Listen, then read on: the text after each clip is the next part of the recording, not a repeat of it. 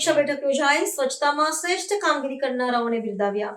વડોદરા મહાનગરપાલિકાની વડી કચેરી ખાતે મ્યુનિસિપલ કમિશનરના અધ્યક્ષસ્થાને વહીવટી કામગીરીની સમીક્ષા અંગે અને સ્વચ્છતા અભિયાનના મૂલ્યાંકન સંદર્ભે એક ઉચ્ચસ્તરીય બેઠકનું આયોજન કરવામાં આવ્યું હતું.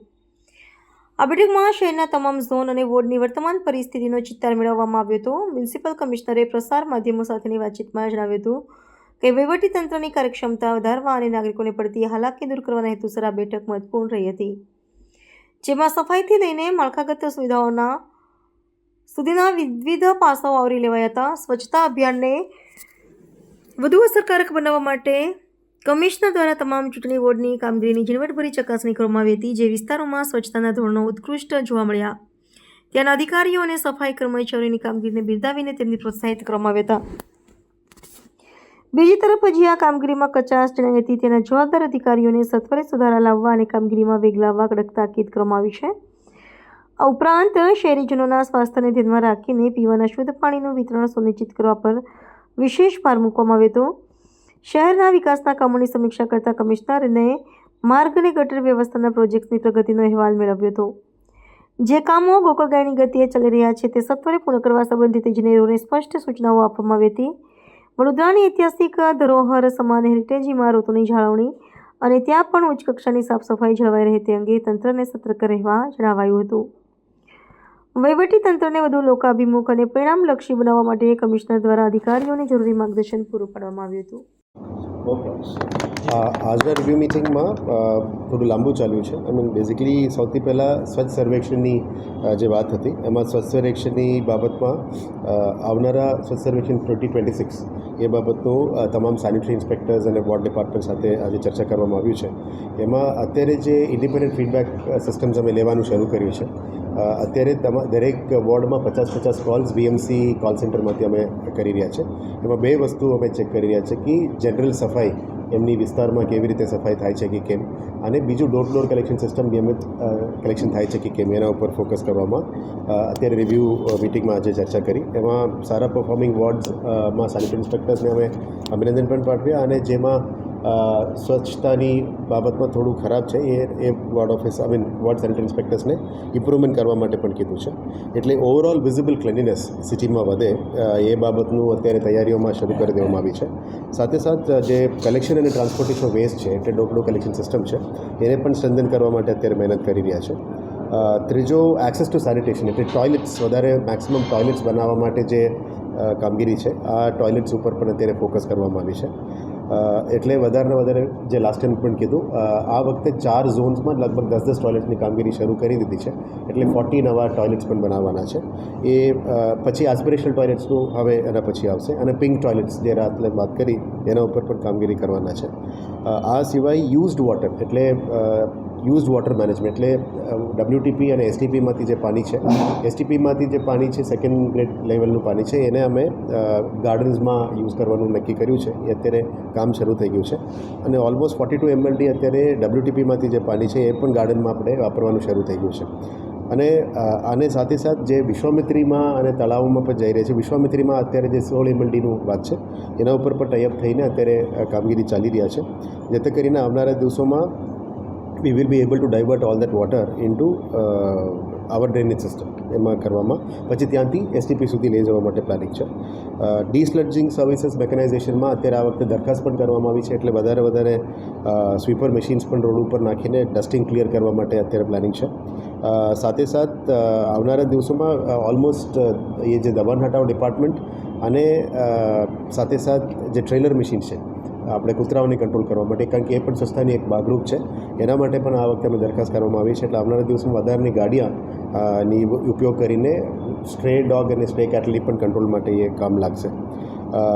સાથે સાથે overall welfare of sanitation workers એટલે સેનિટેશન વર્કર્સની વેલફેર માટે પણ કામગીરી કરવાનું જે ચાલી રહ્યા છે. એટલે ઓવરઓલ સિટીઝન ફીડબેક એટલે પબ્લિકથી ફીડબેક સ્વચ્છતા માટે જે વધારે છે એ પણ કરવાની કામગીરી શરૂ કરી દેવામાં આવશે. આવનારા દિવસોમાં રેઝિડેન્શિયલ કમર્શિયલ પબ્લિક એરિયાઝમાં જે વોર્ડ વાઇઝ હરીફાઈ પણ શરૂ કરવામાં આવશે. સાથે સાથે ટ્વિન લિટર બિન્સ જે પણ કમર્શિયલ રોડ્સ છે ત્યાં ટ્વિન લિટર બિન્સની અભાવ હોય એ પણ મૂકવાની આજે સૂચના આપી છે.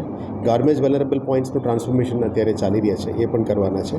અને આવનારા દિવસોમાં red spots, slums, schools, tourist અને હેરિટેજ પ્લેસીસ અને પ્રોસેસિંગ સેન્ટર્સ એના ઉપર વધારે સ્વચ્છતાની ફોકસ રહેવાના છે. અને greenery on road sides on barren lands એનામાં એ પણ સ્વચ્છ સર્વેક્ષણની ભાગરૂપની ક્રાઇટેરિયા છે, એના ઉપર વધારે કામગીરી કરવાના છે. આ સિવાય અત્યારે જે વોટર કન્ટામિનેશન અને વોટર સેમ્પલ્સની વાત છે, એમાં વધારે વોટર સેમ્પલ્સ લેવાય એના માટે ફૂડ ડિપાર્ટમેન્ટ અને સંયુક્ત રીતે વોટર ડિપાર્ટમેન્ટ એ બંનેનું સંયુક્ત સેમ્પલ્સ પણ લેવામાં આવી રહ્યા છે. ડેલી રિપોર્ટ અમે મંગાવવામાં આવી રહ્યા છે, એટલે કોઈ હોટસ્પોટ્સ હોય જેને તાત્કાલિક ધોરણે કન્ટામિનેશન પ્રિવેન્ટ કરવા માટે પણ કામગીરી કરવાના છે. સાથે આજે 4 ઝોનલ એન્જિનિયર્સમાં પોટ હોલ રિપેરની પણ વધારે ચર્ચા કરવામાં આવી, એટલે આવનારા 1 મહિનામાં જે પણ ખાડાઓ છે એ ખાડાઓ ઉપર પણ અત્યારે કાર્પેટિંગ, નવું રોડ્સ બધું કામગીરી ચાલે છે, પણ પોટહોલ રિપેર પણ આપણા માટે અગત્યનું મુદ્દા છે. એટલે ગલીઓમાં, ઇન્ટરનલ રોડ્સમાં પોટહોલ રિપેર કરવા માટે પણ આજે ઈઝ અને ડીઈસને સૂચના આપવામાં આવી છે. આવનારા દિવસોમાં જે ગ્રીન બિલ્ડિંગ્સ છે, ગ્રીન બિલ્ડિંગ્સમાં 10% FSI, ગ્રીન બિલ્ડિંગ કરીએ તો 10% FSI વધારે મળવાનું એક ગાઈડલાઈન આવી છે. એ બાબતનો પણ આવનારા દિવસોમાં વર્કશોપ કરવાના છે. આ વર્કશોપ કરવાથી આવનારા દિવસમાં જે બાંધકામ આવશે એમાં ગ્રીન બિલ્ડિંગ્સ તરફથી અમે માઇગ્રેટ કરી શકાય, એનાથી પોલ્યુશન પણ ઓછું થાય અને ગ્રીન મટીરિયલ પણ વાપરીને બાંધકામની કામગીરી પર ચાલવાની છે. ટ્રાફિક એન્જિનિયરિંગ, જે સિટીમાં ટ્રાફિકની સમસ્યા છે એના માટે ટ્રાફિક એન્જિનિયરિંગ જે સિટી ટ્રાફિક પોલીસ તરફથી પણ જે અને અમારી ટ્રાફિક એન્જિનિયરિંગ ટીમ તરફથી જે સંયુક્ત ટીમ દ્વારા સૂચન કરવામાં આવી છે, એ બાબતમાં વધારે તમામ જંકશન્સ ઉપર અત્યારે ઝીબ્રા ક્રોસિંગ્સ પેઇન્ટ કરવાનું, સ્ટોપ લગાવવાનું અને કર્વિંગ્સને પણ પેઇન્ટ કરવાનું કીધું છે, જેથી કરીને અકસ્માતો ઓછું થાય અને બ્લાઇન્ડ સ્પોટ્સમાં પણ સાઇનેજીસ લગાવવાની વાત કરી છે. સાથે અત્યારે our Vadodara, our pride, my city my responsibility જેવા બોર્ડ્સ લગાવવાનું કીધી છે, જેથી કરીને સિટીઝનને અમે વધારે રેસ્પોન્સિબિલિટી પણ આપી શકાય. કારણ કે BMC જે કામગીરી કરે છે, સાથે સિટીઝન્સનું પણ એક પ્રાઇડ હોવું જોઈએ કે આ સિટી મારી છે, આની રેસ્પોન્સિબિલિટી મારી પણ છે, એટલે સ્વચ્છતાનું પણ જવાબદારી તમામનું આવે અને એક ગૌરવની વાત છે કે સિટીની જાળવણી અમે તમામ મળીને કરી શકાય. એ બાબતનું નવા બોર્ડ્સ પણ કરવાના છે. આવનારા દિવસોમાં આંગણવાડીનું જે મરામત છે એના ઉપર બ્યુટિફિકેશનનું કામગીરી આંગણવાડીમાં પણ થવાના છે. નવા આંગણવાડીમાં 4 આંગણવાડીનું બાંધકામ જે લાસ્ટ મીટિંગ પછી શરૂ થઈ ગઈ છે અને 36 આંગણવાડી માટે પ્લોટ્સ પણ લઈને આવનારા દિવસોમાં કામગીરી કરવાનું શરૂ કરી દીધું છે. સાથે જે CCTVનું નંબર્સ વધારવાનું છે, એ અત્યારે લગભગ 2200 CCTVs આપણા પાસે કાર્યરત છે.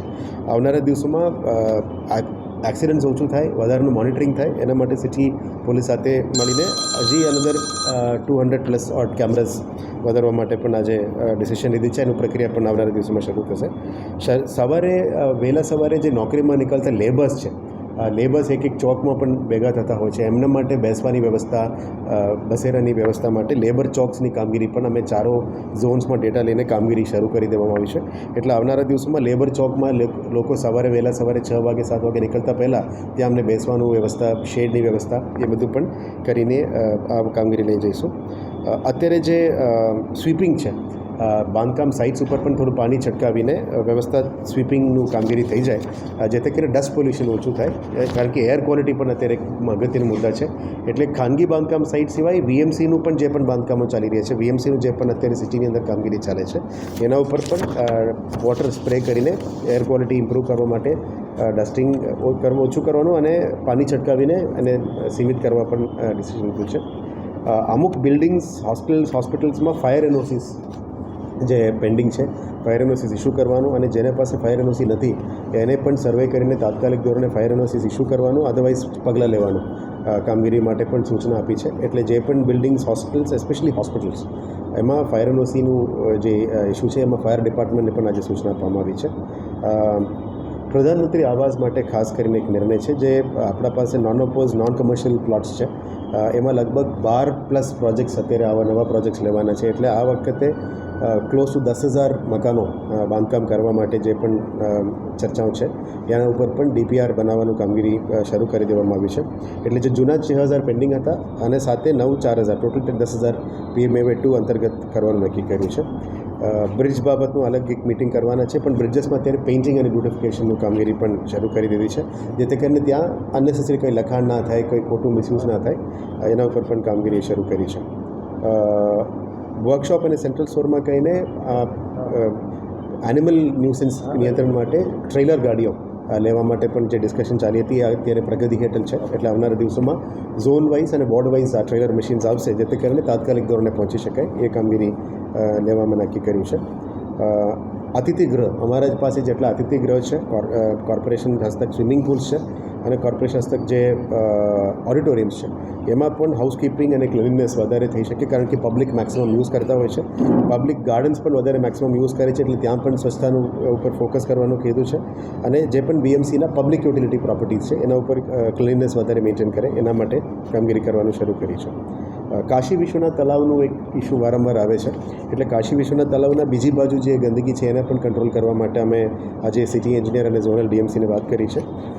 સેમ વિથ લાલબાગ છે, એ બંને તલાવમાં થોડું ગંદકીને દૂર કરીને ફેન્સિંગ કરવાનું કીધું છે, જેથી કરીને આવનારા દિવસમાં વિઝ્યુઅલ ક્લીનનેસ વધારે થઈ શકે.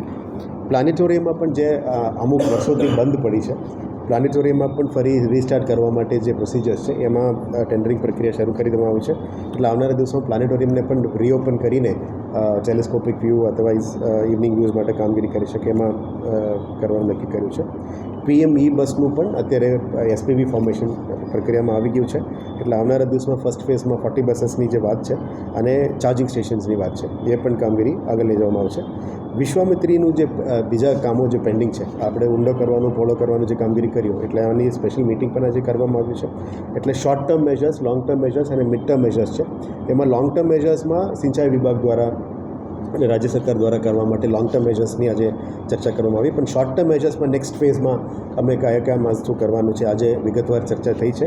એટલે આવનારા દિવસોમાં પર્યાવરણ પ્રેમીઓ સાથે પણ ચર્ચા કરીને આ જે કામગીરી પેન્ડિંગ છે એને પણ આગળ લઈ જવા માટે આવશે. એમાં અલગ અલગ જગ્યામાં ચેક ડેમ્સ, કર્બિંગ્સ, વોલ્સ અને પાણી નિયંત્રણની અને એક વખત NHIની જે લાઇન સાથે 12 કિલોમીટર જે લાઇન નાખવાની વાત હતી એ પણ આવનારા દિવસમાં હાથ લઈશું, જેથી કરીને આવનારા વર્ષોમાં પણ પૂલની પાણી ના અંદર આવે અને બહારથી અમે ડાયવર્ટ કરીને જે જાંબુઆ બાજુ લઈ જઈ શકાય એના ઉપર અત્યારે કામગીરી હાથ ધરવા માટે નક્કી કર્યું છે. સાથે સાથ 100 days action plan 100 days action plan અંતર્ગત આવનારા દિવસોમાં કયા STPsમાંથી અમારું જે પાણી છે એને ટાઈઅપ કરીને અલગ અલગ GIDCs અને ઇન્ડસ્ટ્રી સાથે ટાઈઅપ કરીને વેસ્ટ વોટર રીયુઝ પોલિસી અંતર્ગત ટાઈઅપ કરવાનું જે રિવ્યૂ મિટિંગ હતી એમાં પણ વિગતવાર ચર્ચા કરવામાં આવી છે. એટલે આવનારા દિવસોમાં ઓવરઓલ ક્લેનલીનેસ, હેલ્થ, વોટરના કેસીસ ના આવે અને રીયુઝ વોટરને પ્રોપર રીતે વાપરી શકાય એ બાબતનું તમામ ચર્ચાઓ કરવામાં આવી છે. એટલે વધારે ફિલ્ડ વર્કની અંદર ફોકસ કરવાનું અને જે પણ કામગીરી થાય છે એમાં ફિલ્ડ ઓફિસર્સ ફિલ્ડમાં રહીને કામગીરી કરવા માટે આજે નિર્ણય પણ લેવામાં આવ્યો છે.